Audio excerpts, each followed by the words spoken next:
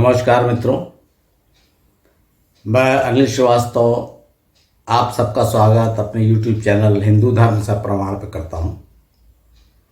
मित्रों, अभी जो हम हिंदू धर्म पे एक के बाद एक भगवान विष्णु के अवतारों पे जो चर्चा कर रहे हैं, और कहना चाहिए प्रारंभ से कि हिंदू धर्म प्रारंभ कैसे हुआ, भारत भूमि पे कैसे आया, 5 धर्मों का संप्रदायों का सम्मिलित रूप आज का हिंदू धर्म में कैसे हुआ, ये सब चर्चा करते करते अब हम भगवान कृष्ण के चरित्र पर अब चर्चा कर रहे हैं। मित्रों, इसमें जब मैंने भगवान राम के चरित्र पर बोला था तो मुझे कठिनाई नहीं हुई थी। अब भगवान कृष्ण के चरित्र पर इसलिए बहुत कठिनाई हो रही, बड़ा भ्रमजाल है, क्योंकि इनके चरित्र को ऐसा अद्भुत रूप दिया गया है कि उससे उनका जो महान व्यक्तित्व था, जो उनके व्यक्तित्व की विशेषताएं थी, वे सब के सब छिप गई। जो उनको महान बनाती हैं, जिनके कारण उन्हें भगवान कहा गया, विष्णु का अवतार कहा गया, वे सब महानताएं छिप गई, क्योंकि चमत्कारों से लाद दिया गया। अब जैसे मैं आपको बताता चल रहा हूँ, पिछली बार मैंने कुछ उनकी घटनाएं बताई थी उनके बाल्यकाल की। जब वो वृंदावन में आ गए, वृंदावन का भी मैंने आपको चीर हरण का बताया थी वास्तविकता। तो देखिए मित्रों, कुछ चीजें जब तक आप ध्यान नहीं रखेंगे, आपको ये बात समझ में नहीं आएगी कि मेरी बात सच है कि वो जो कथावाचक बताते हैं वो सही है। पहली बात तो ये है कि ये स्मृति है, जैसे मैं बार बार बताया मैंने, ये स्मृति है, और स्मृति घटनाओं के हजारों वर्ष बाद लिखी गई। पहली बात तो ये।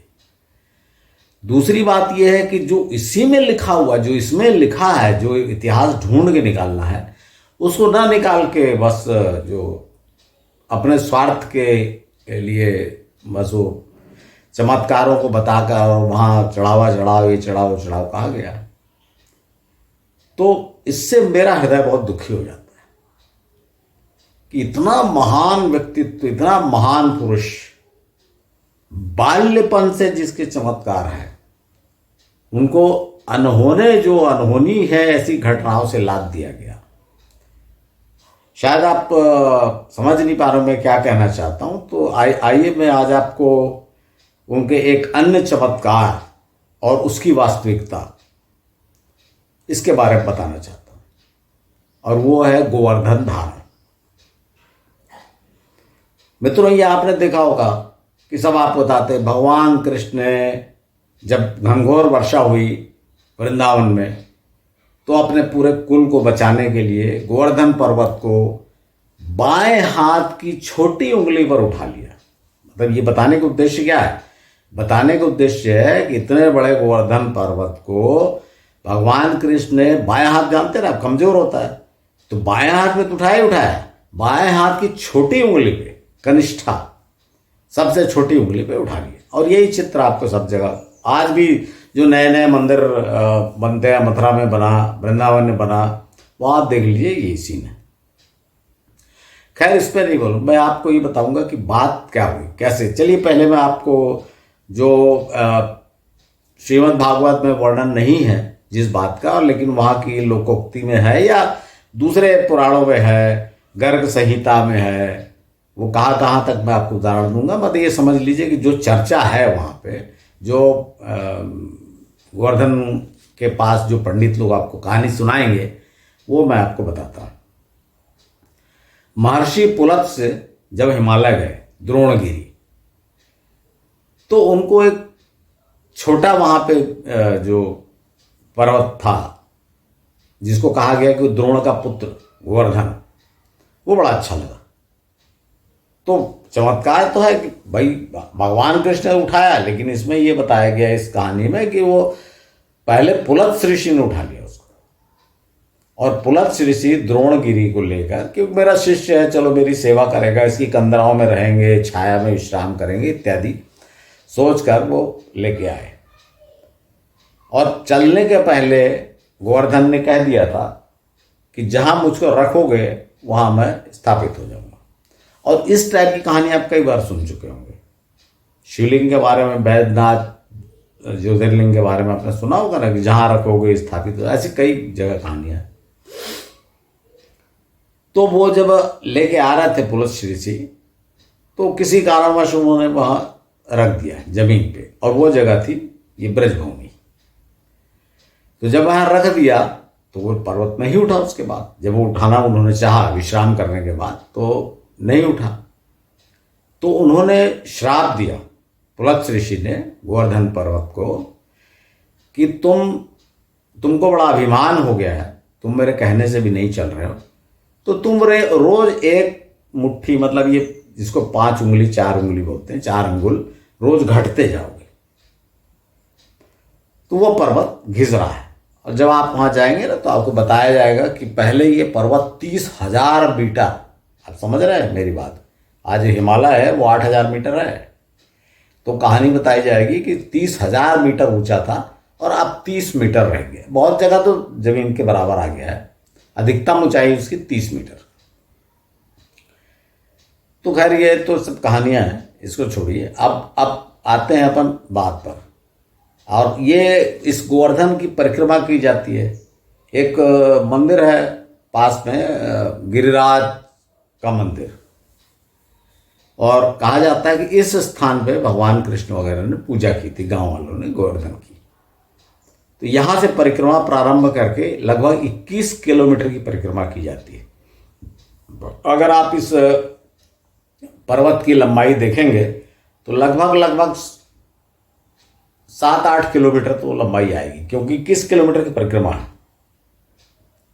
और बहुत से लोग बड़े विचित्र तरीके से परिक्रमा, जिनकी जैसी मत, कि मैं आपको पहले ही बोल चुका ना, मैं श्रद्धा पे कुछ नहीं बोलूंगा, कि जो परिक्रमा करते हैं बहुत से लोग, अपनी जो मानता रहती है, मानता पूरी हो जाती है, तो बिल्कुल लेट के, पैदल चल के कई दिनों में ये परिक्रमा पूरी करते हैं 21 किलोमीटर। तो जिसकी जैसी श्रद्धा हो उस पर तो कोई बात ही नहीं करिए। मैं जो आपको श्रद्धा उन्मूलन समिति वाला नहीं हूं, ना मैं आपको पुराणों गलती बता रहा। मैं आपको ये बताना चाहता हूं कि महान मतलब इतना विशाल व्यक्तित्व, जिसका बचपन से बुद्धि देखिएगा, मैं आपको जब बताऊंगा तो, और वो सब चीज छुप गई इसमें, इन सब चमत्कारों में, कि बाएं हाथ की छोटी उंगली में उठा लिया और परिक्रमा कर रहे हो आप, या पुलत्स्य ऋषि लेके आए, इन कहानियों में असली बात छिप गई। तो मित्रों, मैं आपको बताता हूं कि असली बात क्या है, और यहीं से पुराण से, श्रीमद् भागवत से बताता हूं।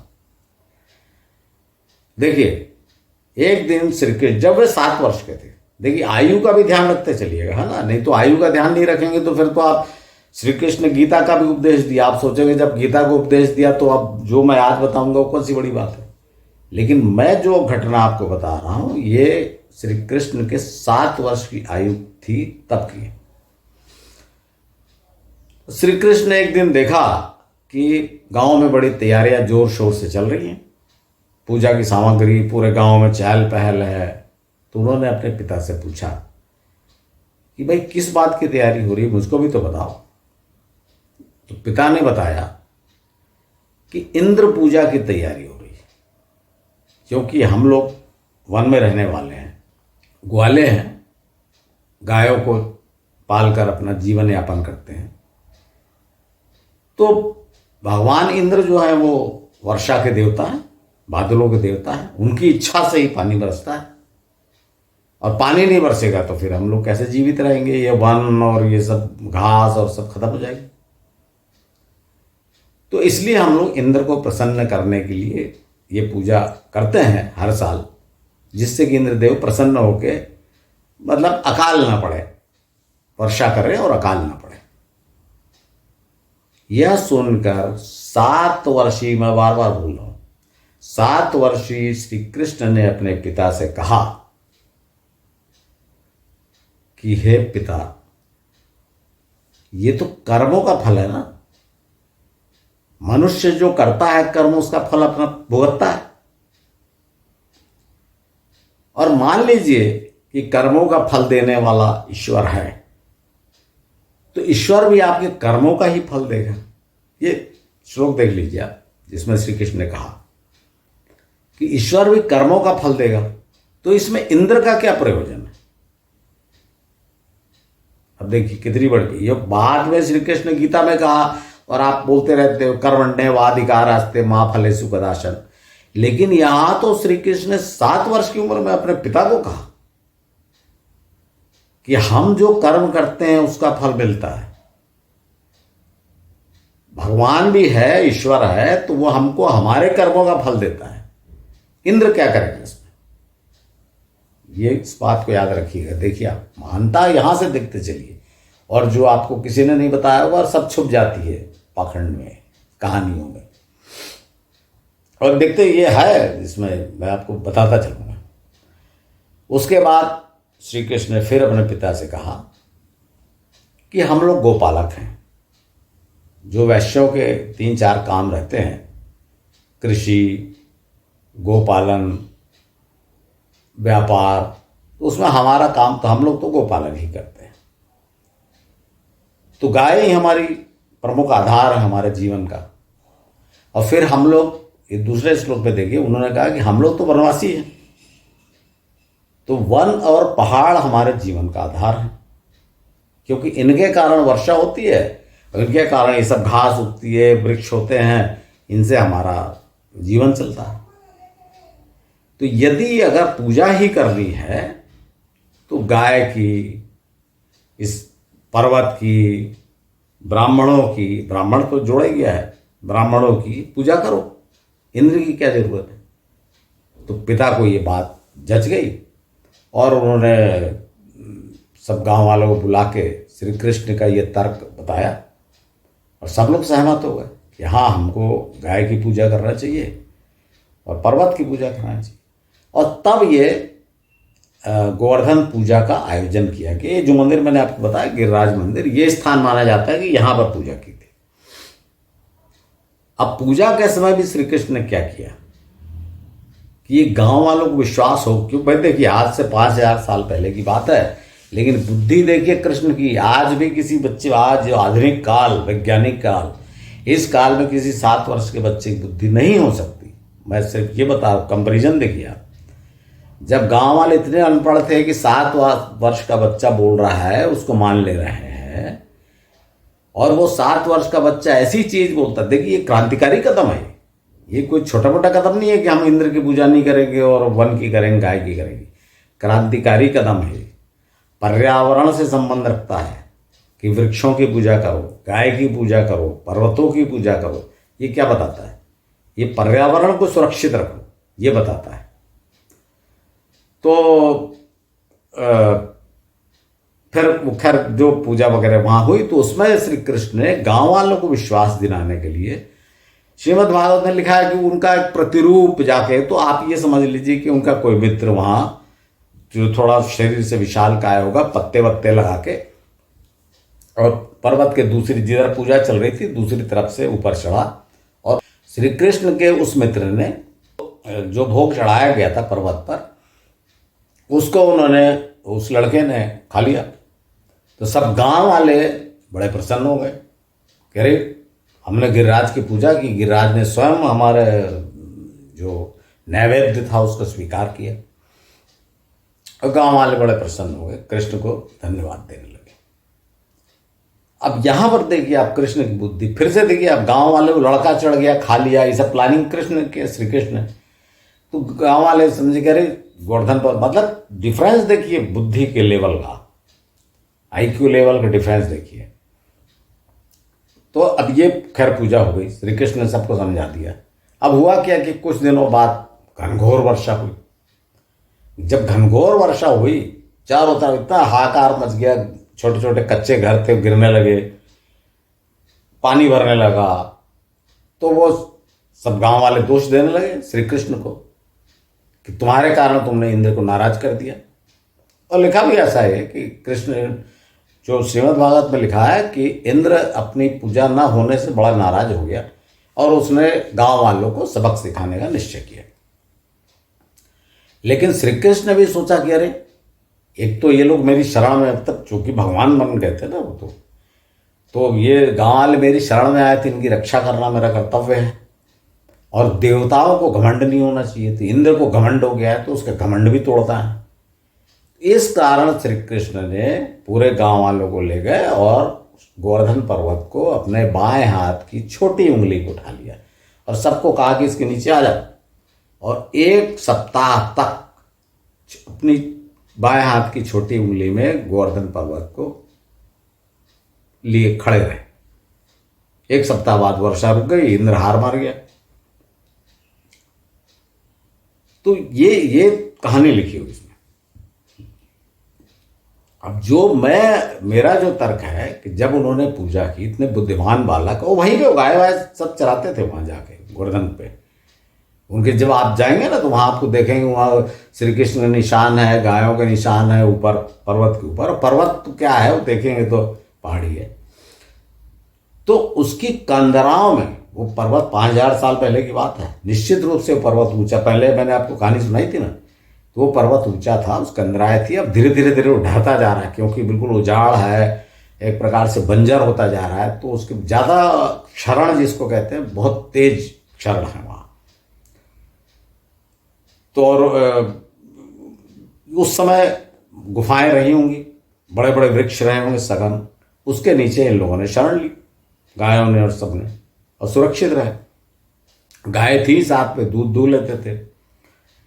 तो 1 हफ्ते के बाद जब बरसात रुकी तो सब अपने वापस लौटे गांव, और सबने अभिषेक, श्री कृष्ण का अभिषेक, हालांकि श्रीमद् भागवत में लिखा है कि इंद्र स्वयं आया और उसने श्री कृष्ण से क्षमा मांगी और उनका अभिषेक किया।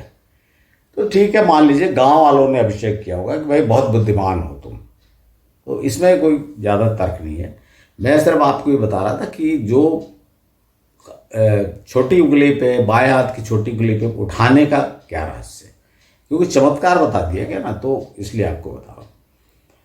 तो ये जो गोवर्धन पर्वत का जो कहानी है, इसमें देखिए जो आपको मैंने बताया था तेज क्षरण हो रहा है, तो इसमें यूपी गवर्नमेंट और जो पर्यावरण विभाग वहाँ और कुछ और एनजीओ वगैरह मिलके काम कर रहे हैं और उसको बचाने का प्रयास किया जा रहा है गोवर्धन पर। क्योंकि जो पहली कहानी मैंने आपको बताया था पुलत्स ऋषि वाली, उसमें श्राप ये था कि कलयुग के अंत तक ये जमीन पे बराबर हो जाएगा, ऐसी कहानी है। तो उसको बचाने का, क्योंकि क्षरण तो बहुत तीव्र है, इसमें कोई शक नहीं, तो उसमें मिट्टी डाली जा रही है ऊपर और बीज बोए जा रहे हैं जिससे वृक्ष उगे, मतलब बचाने का प्रयास हो रहा है। तो यहां मित्रों मैं आपको सिर्फ ये बताना चाह रहा हूं कि 7 वर्ष के बालक का वो क्रांतिकारी कदम, जब उसने इंद्र की पूजा न कर गाय की पूजा, वृक्ष की पूजा और पर्वत की पूजा करने का लोगों को सलाह दी, इतना क्रांतिकारी कदम को भूलकर हम तो हर जगह ये बाएं उंगली पे, ठीक है आप बाएं मानिए, पर जो असली जो उस बालक की बुद्धि तो देखिए आप, उसको तो भूल गया। तो मित्रों ये जो गोवर्धन पर्वत की बात है, जहाँ तक हाँ वो परिक्रमा वगैरह तो लगती ही है, और इसके ऊपर में अनेक जगह पे ऐसे पत्थरों पे मार्किंग है, हजारों साल बीत गए, तो किसी के चरण चिन्ह, किसी कुछ बताया गया, कहीं गड्ढा हो गया तो ये भोजन की थाली है, यहाँ खाते थे, इस टाइप का भी सब वर्णन है। तो उसमें कुछ नहीं, मैं तो आपको ये नहीं बता रहा हूँ कि आप इसको, मैं तो आपको बोल रहा हूँ कि आप जाके देखिए, एक 7 किलोमीटर लंबे पहाड़ी को श्री कृष्ण बाई उंगली पे उठा सकते हैं क्या? और ठीक है उठा लेंगे, तो वो 7 किलोमीटर लंबे को कैसे उठाएंगे? तो ये सब में दिमाग न लगा के श्रीमद् भागवत में ही जो लिखा है आप उसको देखिए कि हुआ क्या था, उससे आप समझ जाएंगे कि क्या हुआ था। हाँ ये उसमें फिर काल्पनिक कि भाई इंद्र स्वयं आया, और फिर इंद्र वो भी जगह भी आपको बता दी जाएगी कि भाई इंद्र ने यहाँ पर श्री कृष्ण का अभिषेक किया था। तो मित्रों ये जो आपको गोवर्धन पर्वत का मैं, गोवर्धन धारण का मैं जो बताया, वो गिरिराज और ये सब कहा गया है गोवर्धन को। हाँ यहाँ एक बात मैं और आपको बताते चलूँ, गोवर्धन एक तो नाम पर देखिए आप, गोवर्धन गायों की वृद्धि करने वाला, है ना। तो इससे ये आपको स्पष्ट है।